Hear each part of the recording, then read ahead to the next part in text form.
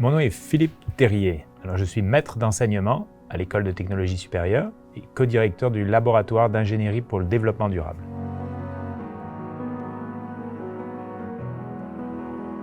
Je m'intéresse au développement durable parce que je trouve que dans le cursus de formation des ingénieurs, ça peut être un outil très intéressant pour essayer de changer un peu la trajectoire de notre façon de concevoir la technologie. En ingénierie, on a fonctionné d'une façon assez traditionnelle pendant très longtemps. Et aujourd'hui, on est à un point, une intersection où on pourrait prendre la trajectoire de l'ingénierie durable.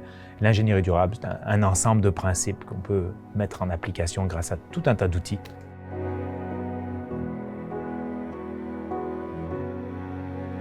Le constat qu'on voit en ce moment, c'est plus difficile d'être optimiste. D'un autre côté, on a l'impression qu'on n'a que deux postures, optimiste ou pessimiste, et c'est très difficile de faire un choix. Moi, j'opterais pour une espèce de voie du milieu, c'est la voie du possibilisme, dans le sens que si on a tout un tas de solutions, puis qu'on est peut-être suffisamment éveillé, là on est quand même dans une ère de prise de conscience, il est possible qu'on arrive à trouver des solutions parce que les solutions, on a des nouveaux outils, des nouvelles approches comme la conception biomimétique.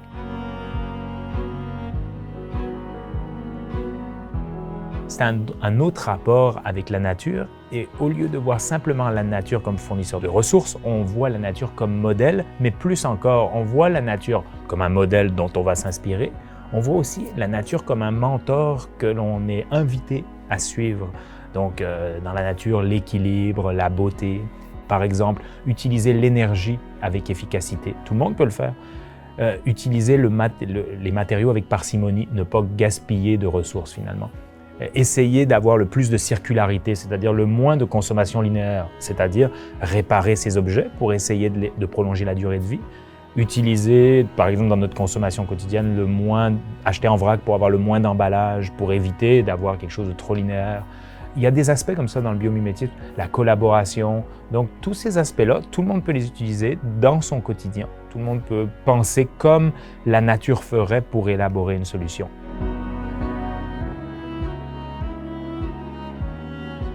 On fait partie de la nature, on n'est pas une espèce extraterrestre, l'humain fait partie de la nature. Donc on a tout intérêt à collaborer, à fonctionner à l'intérieur de cette nature plutôt que d'essayer toujours de la dominer et de mettre un filtre technologique entre la nature et nous.